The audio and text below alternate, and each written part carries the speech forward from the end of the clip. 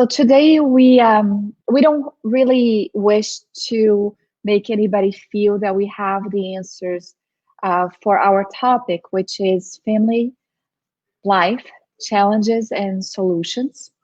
But we do encourage you to read further. Some of the books that we are mentioning here are available in English, and the Spiritist Center, especially this blessed home, certainly offers the ambience, the place, the solid place where any one of us can really reach out to understand a little bit more about what Allan Kardec had to say, about what Joanna de Angelis had to say, and other spirit authors. That we really, really encourage you guys to seek to further understand our topic. What we do is to reiterate throughout the study time is that one of the things that we always talk to in the fraternal assistance at the Spiritist Center is that when we feel that we can't seek or find the solutions for any type of challenges that we may be facing, whether it's personal, professional, whether it's in the family, it does not matter. We always encourage people to seek not only in prayer and meditation and the Spiritist teachings, but also professional assistance so that we actually feel that we are not drowning, that we are able to overcome the obstacles that naturally in a world of trials and expiation actually comes about. So aside from the book that our friend Lena has just mentioned, we want to point out that a lot of what we are bringing does have to do with the Gospel according to Spiritism, specifically chapter 4 and chapter 14. And also the books Life, Challenges and Solutions, and also Adolescence and Life by Joanna de Angelis, psychographed by Divaldo Pereira Franco. The book, the Spirit's book, has a very impactful question related to family.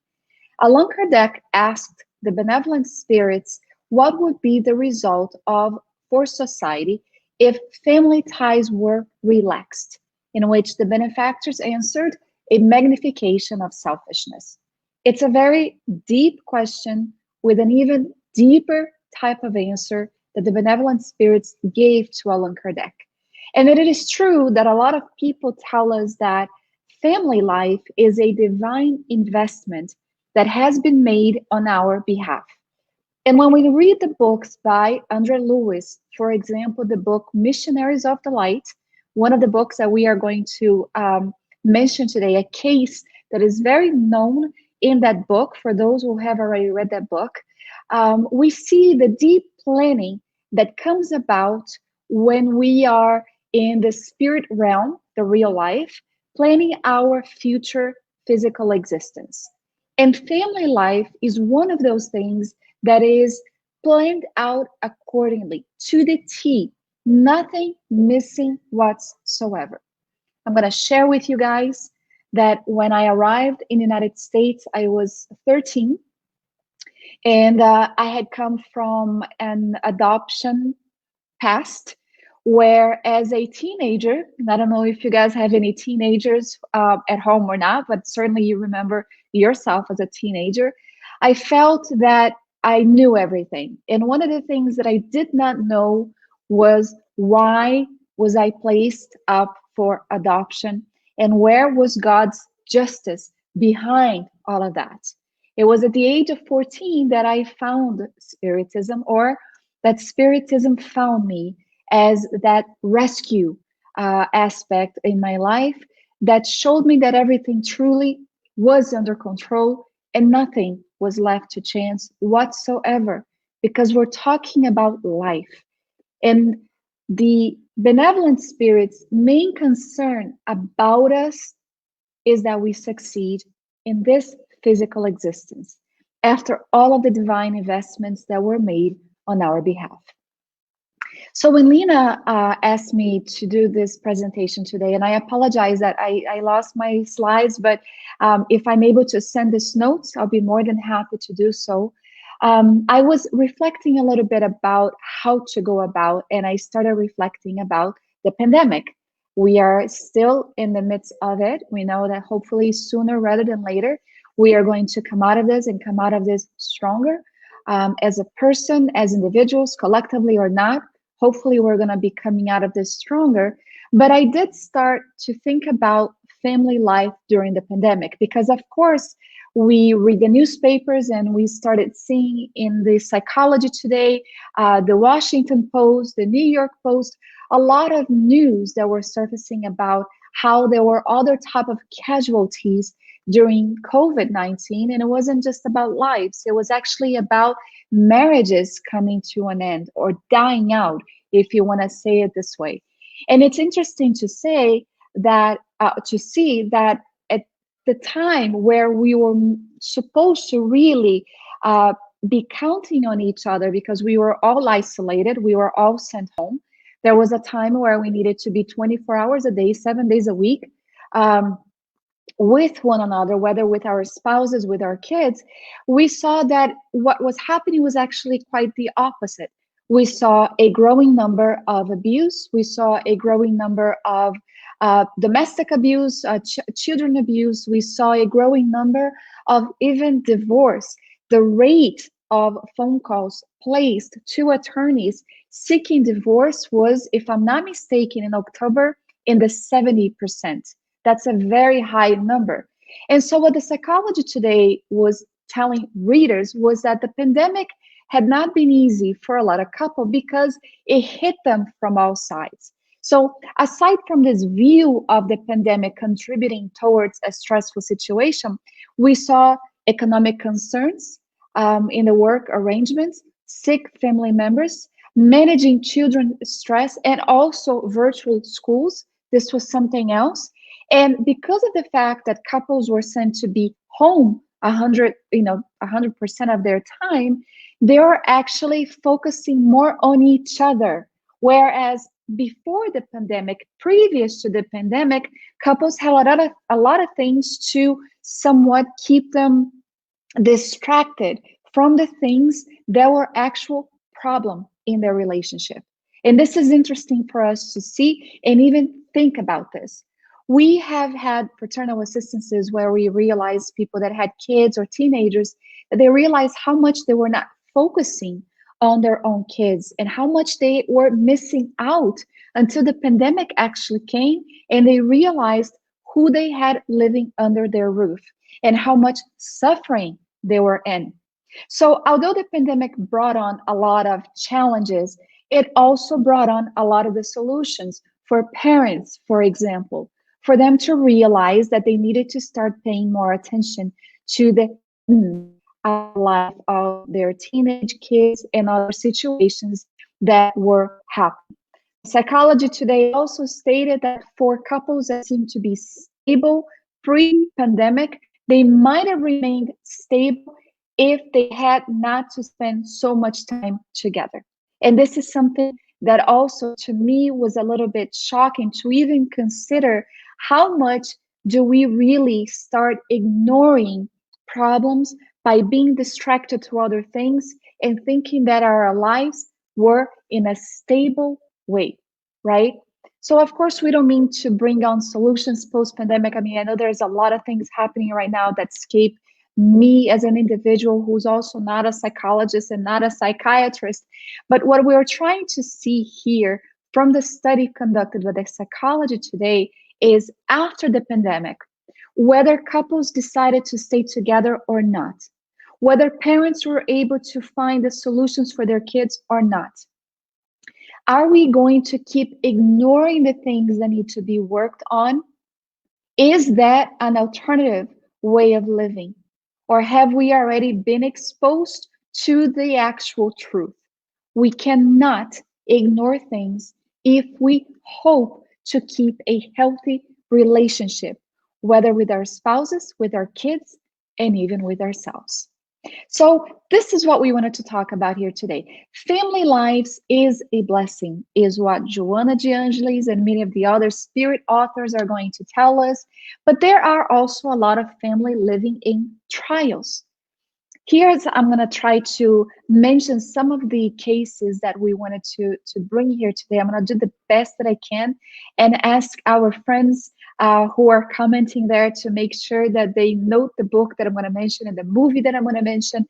But we wanted to explain a little bit about the two types of families that Allan Kardec proposes to us in the book, The Gospel According to Spiritism, which actually is mentioned on both of the chapters, chapter 4 and chapter 14 of the Gospel According to Spiritism. Which one is the blessings family? A family that is filled with blessings, where relationships are healthy, where even when there are trials and difficulties, the members of the family are able to overcome that situation. And of course, we're talking about families that are made up of kindred souls, souls that are united in the ideals of a homely life where understanding of one another takes place, understanding of each other's duties takes place.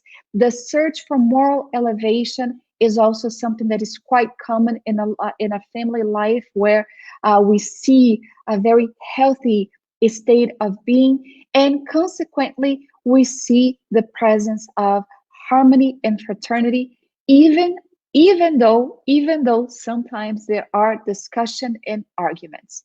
And the second type of the family that Allan Kardec proposes to us, the ones that are trials characterized by conflicts that are manifested very early on, with lots of bickering, lots of arguing amongst its members. There is mad competition over the pettiest of things, and there seems to be this never-ending fight and relentless disturbances that takes place at the home life. So how can Spiritism contribute towards understanding these situations? And not only that, how can it help to offer us some type of solution? Because we're talking about human nature. And we are talking also about situations that is not brand new. Sometimes, as we are going to see, we are going to see people that are getting together under the same roof, yet again, such as in the position, for example, of lovers, spouses, who perhaps had corrupted or abandoned each other in a previous existence and are reincarnated in the condition of a parent and children, so that they can love one another, developing respect and mutual understanding. There is a very interesting case that was brought on to us in the book. Here's my first idea here, how I'm going to translate this simultaneously. I'm going to make sure that I bring this to you guys. Family health, and well, it's a book, one of the very earliest books by a speaker called Illyrio. He did a very good job bringing the transpersonal psychology aspect of family, and not only family life, but health of the family in the life as well, in which he talks about this woman named Mary. And of course, he changed her name, so all of the names here are fictitious. But Mary had a baby. She actually had 2 children. And the very first child that she had was very loved. I mean, she was, my God, her child was her life. And when that child completed 3 years old, she had a second baby. She had a second child. And she sought out professional assistance because the second child, she despised it a lot. When she would breastfeed the child, she felt such an aversion for the child that she said that she would daydream of throwing the child over the balcony. And she lived pretty high on a high rise. I mean, this is how much she hated the child. It made her feel very uneasy about the entire situation. She couldn't really understand why she felt that way. And of course, she had no knowledge about Spiritism. She had no knowledge of reincarnation. And so she sought these professional assistance for her. And after a few sessions, and when I mean a few, I'm talking about 15 or 16 different sessions, regression of memory took place. Regression of memory therapy took place to help in in this search for answers. And what happened is she envisioned herself in Spain in the 16th century. She was a young girl. She was 15, 16, and she had been seduced by this bon vivant who seduced her, who actually made her believe that he was in love with her. She became pregnant from that relationship, and he abandoned her. Now, being pregnant today at that age, it's a lot different than when you're in Spain in the 1600 and 16th century, I'm sorry. And when she found herself in that situation, her parents abandoned her because she was, of course, the shame of the family. And she ended up living at a place for women of the night. And we can say this, women who sought prostitution as a means of making money for themselves. And so they took her in, the woman who worked at that place took her in and kept her safe until she had the baby. And when she had the baby, they put her to work because she needed to eat. And anybody who needed to eat at those establishments needed to work. So let's imagine the situation of this young girl, 16 years of age, now 17, with a newborn. The family had abandoned her. The man that she had basically given herself to abandoned her, humiliated her, and she was put to work in that humiliating situation for herself. Well, she contracted some sexually transmitted disease at that time, and because of that, she died, and died hating the man that had put her in that situation. So much so that when she found herself in the spirit plane, she started basically persecuting him, following him, and an obsession took place between discarnate and incarnate. Now she would follow this bon vivant around, getting him even more involved in heavy drinking and anything that would speed up the process of physical death until he did die, and the two of them found themselves in the spirit plane in a very unhealthy, hateful relationship of a cycle, her after him, until divine providence had had enough of the situation, removed the two of them from that hateful situation, worked out a new existence, and that was the present one.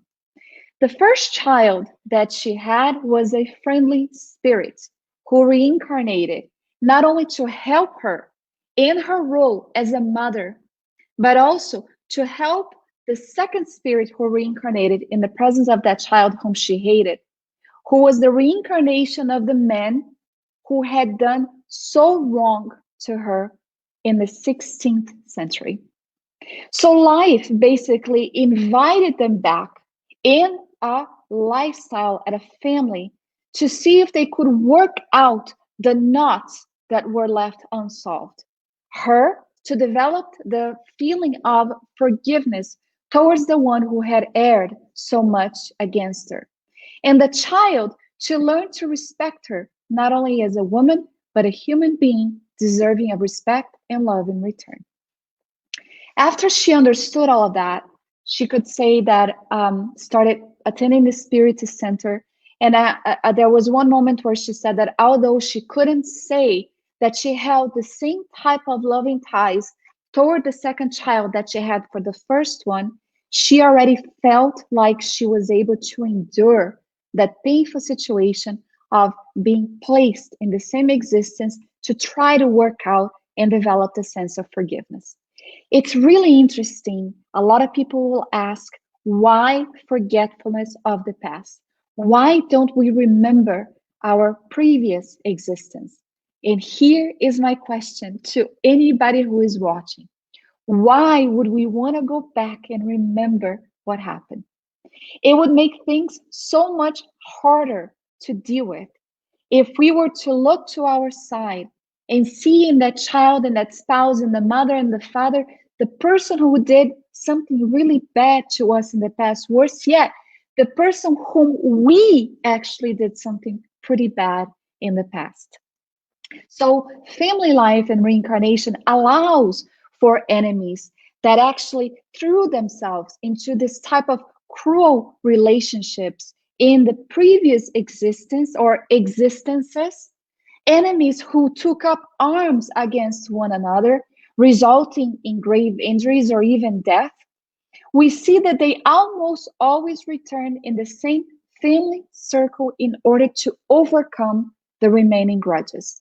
And another very clear case of this situation is found in the book Missionaries of the Light, in which we see Adelino, Raquel, and Segismundo in this situation where Adelino and Raquel were being invited to welcome back Segismundo into their lives in a new existence. They already had a child, but Raquel was hoping to carry on that commitment that came very deep, deep, deep inside herself prior to reincarnating.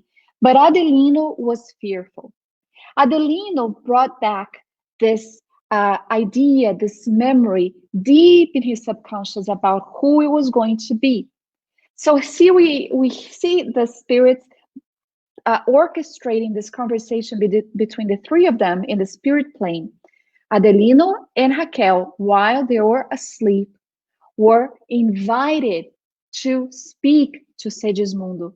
Segismundo feeling so bad, feeling so guilty because he had been the one who had committed the death of Adelino in a previous existence. So Raquel and Adelino were going to receive him as a child in that new family life. And of course, let's consider this. There's something about Adelino. He just didn't want her to get pregnant. No, maybe it's not a good idea to have another child. Nope, maybe I don't want to do this. And Raquel insisting on the idea until they are invited by the benefactors to discuss the commitment that they had made prior to reincarnating.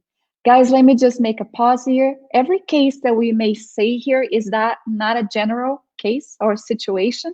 It's just some of the things that we are mentioning to illustrate some of the challenges that come about because of the aspect of the law of cause and effect aligned with the law of reincarnation and also progress. All of it needed and all of which the spirits actually are under to be able to succeed and to be able to grow, spiritually speaking. The truth is that wherever the spirit goes, there it also will find its reality. So whatever is happening to us right here and right now, a last cause in this lifetime, and we can't find the answer for why certain things might be happening, rest assured that it resides in a previous existence. And not only that, we are not all squeaky clean, where we had nothing to do with the situation that we may be living under. It doesn't work that way. In this manner, we start appreciating family life as this laboratory where experiments of progress starts to take place, where sentiments start being refined, where emotions start being purified, giving the opportunity for the members of the family to achieve spiritual balance. So after Adelino and Raquel in the spirit plane saw Segismundo begging for the opportunity to reincarnate, and Adelino was somewhat calmed down by the high order spirits, reminding him that they would be with them all the steps of the way, that everything was going to be fine. He actually gave in, because one of the things that we find for solutions in family life, difficult type of entanglements between family members, the solution is always love. And whether we believe it or not, whether we remember or not, all of the things that we actually are going through in our families, the difficulties that we are facing, the problem that my teenager is giving me right now, everything, there is a reason that if we just stop and think about, and we believe in reincarnation, we believe in the support of the high order spirits, we believe that with reason, we are able to consider that if we were part of the problem in this life, we are also part of the solution. And that's one of the beautiful things about family life, is that every member is part of the solution. We know, for example, of situations very close to us, people who had a very hard um, type of relationship between mother and child.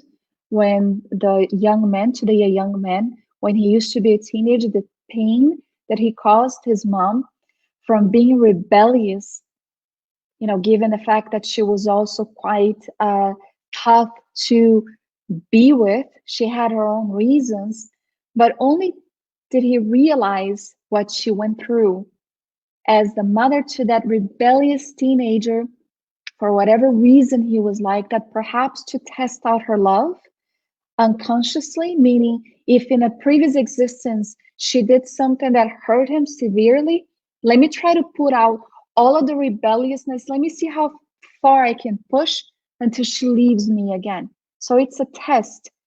We never know why things happen the way they do. But today, as a parent, he realizes how much he put her through. So invariably, due to either lack of spiritual maturity, along with the ignorance of the law of progress and reincarnation, we see people in family life today giving into their lower tendencies, whatever their nature it be, creating additional obstacles along the way. And so we kid around, my God, I better really get it right in this life because I don't want to be, married to so and so in a future life. It's not like that. We're talking about the development of true and sincere sentiments and feelings. All of it, Spiritism offers us a true guidance in the light of all of the divine laws if we stop to study, not only study it, but study ourselves. And so instead of trying to rectify the negative sentiments that they carry, they end up compromising themselves even more, reinforcing their negative tendencies and ill feelings even more, bringing all of that things, all of those feelings, all of those thoughts in their subconscious, even with more forcefulness in this life. And this is why forgetfulness of the past is something that is very, very good for all of us. A lot of times also we are going to see some of the challenges taking place even early on the stages of pregnancy, where there is a clear sign of hostility detected, whether between the husband towards the child or even the mother towards the child. When the spirit is able to hear and feel whatever is being addressed towards it, whether it's a remark of friendly and loving thoughts or unfriendly or any type of hateful thought, the unborn child, this is what Joana de Angeli tells us, might actually turn those negative vibrations that it feels into psychological conflicts during childhood and adolescence, which may actually extend it to the person's existence as an adult. There was one woman who, during a live for the medium Divaldo Franco, basically asked just that. You see, she had felt very guilty because when she got pregnant with her child, she actually felt like awful about it. She didn't want the child. She contemplated aborting it several times, but she was a spiritist. And then she came across, once the child was born, she fell in love with the child and everything was fine. But then she read the book by Joana de Angeli that stated just that. And she was overcome with remorse. And so she asked Divaldo, how can I rectify all of those negative vibrations that I basically instilled into my child while she was in development in my womb? Did her spirit hear me and feel me? And will this have an impact on her as a teenager, as an adult?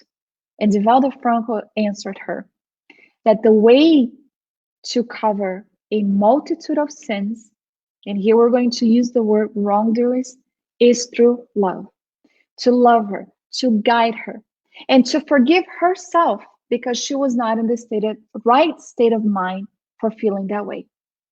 And I wanted to bring here an example of how often this type of negative vibrations, this type of negative feelings might actually impact the spirit who's already ill towards its tendencies and actions. The CIA developed a report on Saddam Hussein. We all know about Saddam Hussein, and we are not going to, any way, shape, or form, make excuses for what he did. But the CIA drew out a report on Saddam Hussein, a psychiatric report on him, explaining that his entire psyche was shaped by rejection and hatred of his natural mother and father. His mother had tried to abort him 3 times, and she was not successful. When he was born, he was beat up often by her, who was also a tyrant at home. She was very abusive. She was also very hateful. And she was believed to be someone who had an inclination for killing as well. Well, she left that very first marriage and she found love somewhere else. And in this other place, when Saddam Hussein was only a little boy, this man would beat him up at 3, 4 in the morning to wake him up, calling him a filthy dog. And this would go on day after day, the type of lack of love in which he was brought in. And when he was 11 years old, well, prior to it, he was put up in a home because neither mother nor stepfather wanted him. And he was placed in a home for boys. And then he ran away. And at the age of 11, he ran away to his uncle's home. And at the age of 11, his very first rifle was placed on his hands. Now, we are not here to make any type of excuses for the type of person that Saddam Hussein came, because in reality, from the Spiritist perspective, our home is the place where our character is going to be built. And he did have his own free will to go about which way he wanted to go. And why do I say this? Because oftentimes we are going to find in a home, an unhappy home, disturbed by parents or people that are always fighting, always cursing, always drinking, where there is drugs present as well. And we see the outcome of extraordinary men and women who come out clean out of the swamp in which they grew as a lotus flower, beautiful in its wholesomeness, which talks about the character of the spirit of that person who, because of the law of reincarnation and progress, was allowed to reincarnate in that type of atmosphere to see if indeed they would be able to overcome all of those obstacles. And here is a movie that I highly, highly recommend that illustrates exactly that. It is the true story of J.D. Vance.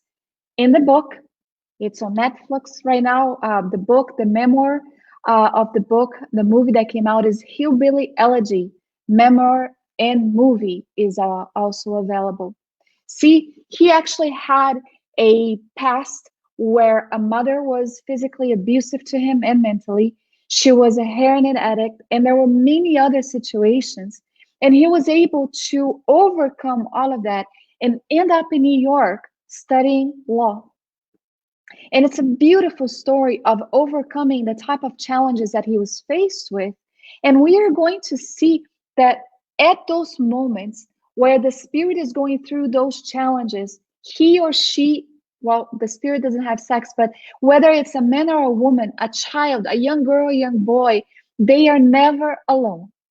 And I can tell you from knowing people personally that they felt that it was always when they felt that they were about to hit rock bottom from so much pain, that they felt a wholesome hand picking them up and telling them that they were not alone, for them to hold on and be strong, not to give up on the situation that they were facing. So here's a question: why are some blessed while others are not? Did God gamble? Did they say, let me put Lena in that family that is very nice and very beautiful and very loving. Yeah, let's put Sandra in a truly bad one so we can see which one of them is going to succeed. God doesn't play by chance. God is an educator, but is also a father of justice in the utmost way that we can even conceive in our inferior nature, yet as spirits. But here we are going to find out why. Jesus established for us over 2,000 years ago the difference between corporeal kinship and the difference between spirit kinship when he asked the very, my God, the really strange question. A lot of people didn't really understand where he was coming from when he said, "Who is my mother and who are my brothers?" When people came on to tell him that his mother and brothers were outside calling for him. There was a huge crowd of people gathering around him in one of the houses where he was working. And they said, "Master, your mother and your brother are outside." And he said, "Who is my mother and who are my brothers?" And this is contained in Mark and also Matthew, in the Gospel of Mark and Matthew, specifically Mark chapter 3 and Matthew chapter 12. And here we see him not losing an opportunity, wasting an opportunity to tell us about the differences between families that we see and why this happens. And the Gospel according to Spiritism tells us some spirits who incarnate in the same family, especially among close relatives, are most sympathetic spirits, connected by previous relationships that are expressed by their mutual affection during earthly life. Nevertheless, it may also happen that such spirits are complete strangers to one another, so much so that they might say, "I am not part of this family." They're divided by previous type of antipathies that are now expressed as animosity that serves as a trial. So we are going to see that even in the family's life where it's not all peachy keen and it's not all bright and beautiful, there is a reason behind it that is to come to serve as a trial. Joana de Angelis states that to live is to struggle. And this struggle has to do with the fact that we bring with us, or better yet, a lot of the habits that we have carried on from previous existences have left deep furrows in the unconscious. We have habits that are repeated almost automatically. And because of this, reincarnation is provided so that we can overcome it, so that we are able to align ourselves properly with divine laws. In this effort, where to live is to struggle, where we are invited to overcome all of this, she says that feelings from recent reincarnations resurface. So there is really no more surprises when I realize the loving ties that I may have with my sister-in-law, which, by the way, I do. She is my gift from God. But then I can look back and see that perhaps my relationship with another family member wasn't so happy. And so she will say, these feelings are characterized by the predominance of the instinct without the dominant condition of reason, or the feeling, or the sentiment, or the quality of solidarity and fraternity. And so they resurface as this inner torment, as frustration that happens, that we see happening in a lot of the households where we are able to see that that type of life, that type of family life is actually not a very happy one. Yet still it's a blessed one. Because it is in that moment that awakened people filled with reason, who already understand the Spiritist teachings, are going to say, hey, here's where I am required to appropriately apply the therapy of understanding and of forgiveness as well. She tells us that physical life is an illuminating experience that is to be faced with innumerable challenges throughout its courses. But meeting these challenges and being able to overcome them, even in a family life, requires well-directed thought. She says life is not about pain. It doesn't require pain. Life offers love. And one of the greatest proof of love from God to us is exactly that, reincarnation, and offering us a moment where we are able to be born amongst each other, where we see exactly where we are able, or better yet, where we should be able to pinpoint certain knots that needs to be detangled, and how each member of the family, when they contribute to doing their own part, will be able to untangle one portion of it. It is quite true that when one is unable to do so, there comes a point where people need to distance themselves from family members that are toxic, or that are so negative that they're actually drowning them with them. That's fine. Being able to distance, but being filled with compassion, being able to offer a step towards reconciliation. That's what the gospel according to Spiritism brings us. To reconcile with one's adversary doesn't only mean being able to be friends with someone who has erred me in the past or this life or another. It is almost often times, always, in the family that the adversary resides in, beside us, right here, right now. So we see the type of marriages where there are marriages that are trialsome marriages, where it's sacrificial. Some marriages are based on mission. Some marriages are based on truly happy type of spirits that are reunited yet again. But in the majority of the cases, in a trial and expiation type of planet that we live in, it is going to be of trials and sacrifices. What does it mean to sacrifice? It's when the person works out and understanding that it's not only their ego, that it's not only them that needs to be right, that sometimes it's better to be in peace than to be right. I remember my father. I remember talking to him about, I was about to marry Marcelo, and I asked him, I said, do you have any healthy advice that you can give me? And my dad said, learn how to pick your battles, meaning don't fight about everything. Learn to give in so that you can have peace. It's okay that he's right sometimes, even though you know you're right, Marcelo? Even though you know you're right, let him be right. Why do we need to be right all the time? You are right, but you become unhappy. So this is what we're talking about. It's a space for understanding. We see here that when we live with other human beings, we are living with them to smooth out the rough inner edges that we have.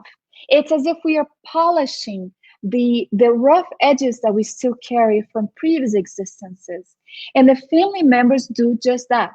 They help us to smooth out those edges, and we help them to do the very same. And here's a solution for a lot of what we are seeing happening right now.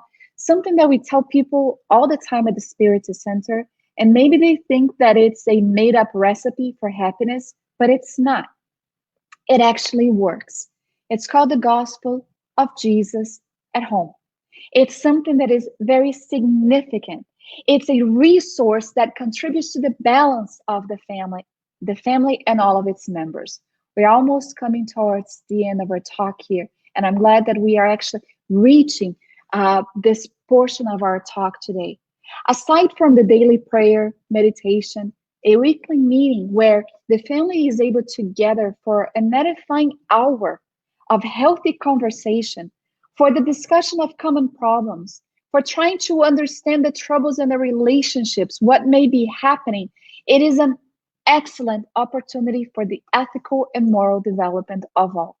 So we call to our home the greatest psychotherapist that has ever walked the earth. And we are talking about our Master Jesus and saying, please come and be with us for 1 hour. We are unable to see, although some people that have mediumships have seen it, but we are able to feel the wholesome embrace of the benevolent spirits who watch over the family. Because we have our own spirit guide or guardian angel, however we want to call them, that have been assigned to us since before we reincarnated. But then we have the spirit who actually oversees the administration of the family. They knew beforehand the type of trials, tribulations that would come about from the re-encounters or the clash of re-encounters that would take place at a specific time. It's interesting to see what happens if we open the books by Andrew Lewis? There is a very beautiful part of it, and I promise that I'll try to get the book, in which I think it's the messengers or between heaven and earth, in which they talk about what the gospel at home does to the very psychic atmosphere of the home, how there is a magnetic barrier that is created around the entire home where low order spirits are not able to enter, to cause even more disruption than is already being caused by the incarnates inside the home. It's almost as if during that 1 week, that 1 hour, one time a week, it's as if there is a hygiene, a cleansing, a psychic cleansing that takes place so that family members can breathe easier. So they can take a deep breath in getting parents ready for the week, for what is to come with the teenager, with the child, or for spouses to continue developing compassion and understanding with each other. When they asked this old couple what it took to be married for 60 years, they basically answered, at our time, when something broke, you fixed it. You didn't replace it. So it takes time to develop and build a relationship that is based on love, that is based on respect for over 5 years, 10 years. We don't even need to go 60. Today, being married for this long is actually a luxury. It's about people who understand that there is a way out, easy, the door. A temporary, easy way out, but one that will have consequences in the long run. And this is not to say that people should not seek divorce. Spiritism does not say that. What it's saying is to really invest in the relationship before calling it quits. Unless there is other things happening at the home, we do suggest that people seek professional assistance, as would any type of religious denomination, to try to keep the family together. And we do understand that sometimes being apart is really what's going to keep the family together, and that's okay too. That's just something that we needed to say in today's lecture. Finally, when we are inspired by the benevolent spirits in the gospel of home, we perhaps, inspired by the thoughts that are emanating from the benevolent spirits, perhaps we are able to see the other's points of view more clearly, with more understanding. Perhaps I'm able to say, wow, maybe I can see where Marcelo's coming from, and have the courage to say, I made a mistake. This has happened here at home, both ways, where both are able to say just that. And how wonderful to be able to come to terms and understanding that both are frail. Both of us have difficulties, challenges that is overcome by dialogue, by respect, by patience, and mutual understanding that while one may actually have difficulties, we understand that I also have them too. That while the other have some kind of characteristics that makes them hard to live with, well, I do too. So Spiritism offers just that. It is during those moments that the noble spirits are going to approach the family to help them through the inspiration. The energy exchange that takes place is also very, very, very important. It is often after the gospel at home, when the entire family goes to bed, that the benevolent spirits are able to reach the members and speak to them directly, reminding them of previous commitments prior to reincarnating, reminding them to practice a little bit more of tolerance and understanding, and allow love to be that driving force that allows for the solutions to come about with all of the challenges that we face. Indeed, Jesus was the educator, the psychotherapist par excellence, who actually started the method of having the gospel at home to try to bring the kingdom of heaven within the hearts and soul. And there is nothing that is going to strengthen our kids, our teenagers more than this feeling of giving them solid grounds to step on when the difficulties of life actually meet them at the age of adulthood, when they begin their own family life with the family members that they will be attracting to them based on their need for progress. On that note, we open back to Lena with hopes that if there are any questions that I may be able to answer, I'll do my best to do that. And if I'm not, I'll throw it back to her so she can do that. Just starting with the gospel at home, there's some questions here, Andrea. Carol always ask, is it okay for the gospel at home to be less than an hour? Sure. Actually, that's what they say to do. 30 minutes is sufficient. It's enough. We also have to remember that the benevolent spirits have other activities and other things to do as well. So you don't drag that on too long. But 30 minutes is plenty to be able to read and discuss in light of the family with a prayer, and also the time for the water to be magnetized as well, with all of the qualities that is needed for the family for that night. So sure, definitely. Now, sometimes it goes a little longer because the family is a little larger, right? And everybody wants to make a comment or ask a question. So that's okay. But yeah, less than an hour. And Luciana is asking, what do you do when your teenager does not want to participate in the gospel? Should we make them do it anyway? No. Force them?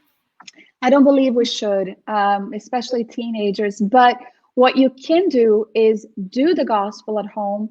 If they can be kind enough to sit there with you, not really participating, that's a plus, right? Even if they sit there kind of grumpy, but as long as they're not holding their cell phones or anything like that, they will be receiving the wholesome energies as well. If they don't want to sit there, that's fine. Do it anyway, even if they're in their room. Imagine, mentalize their room also being cleansed and clean. The benevolent spirits will be helping you. And the magnetic action from the prayers, from the enlightening reading is actually going to help them a lot. But no, I wouldn't force them, because the last thing we would want is to instill such hatred that it's not even going to be beneficial for them to be sitting there feeling so much resentment that a parent made them sit there and endure 30 minutes of the gospel at home, right? But they do. I asked, I think it was Carlos Campeche who would say that, ever since his kids were little, he would encourage them to participate.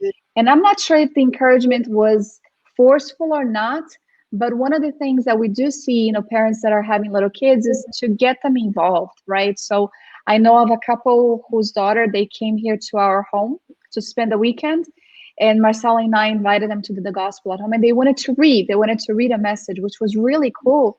Is to see how one was 11, the other was 15, how they wanted to participate, and that's something that is very cool. So if we see them wanting to participate just by reading, even if they don't want to comment, I think that's very positive as well. Carol is commenting that she also gives the water to her pets, to her kitties. Yeah, you should. I did it I remember my cat being ill, and I would give him passes, like with the hands. Yeah. Why not? It's energy, right? Yes. There's a comment here from Beth. Reincarnation is really a mercy and love of God. Yeah, and this is something, Elizabeth, that we have this friend of us from the Conscious Living Spiritist Center, and he says he gets really enthusiastic about the message of Spiritism. He says more people need to know about the law of reincarnation. More people need to know about all of this, because it would make things so much easier to understand, so much easier to work out through, especially with kids, especially with children, the difficulties that parents face with them.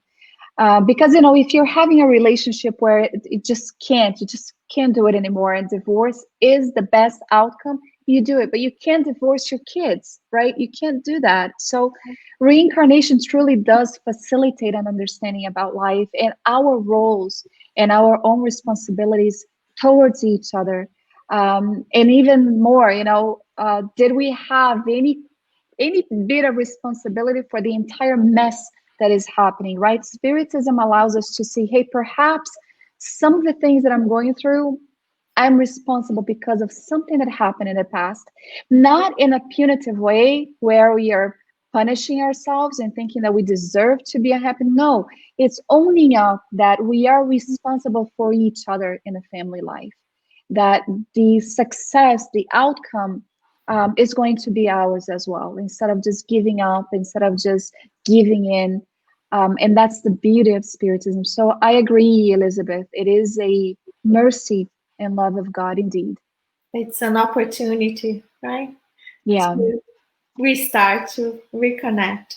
And when you were talking about the story of Mary, in the beginning, you said that they were put together in the same place. So can reincarnation in specific situations be forced upon a person or more than one people forcing this reunion in one place, sometimes against their will?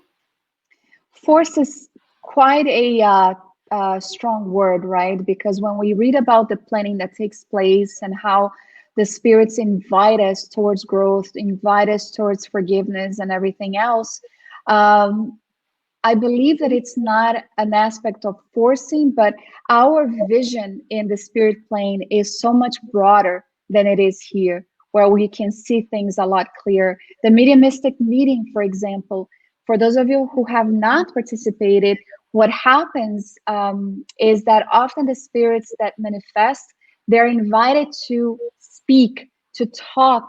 And of course, through a medium, it's a lot easier for them to do so because of their condition, yet very attached to matter still. So that's another story. But when they start talking about their pain, and through the dialogue, the medium is inspired them to realize that they were not victims in that situation, that something happened that actually caused that specific situation.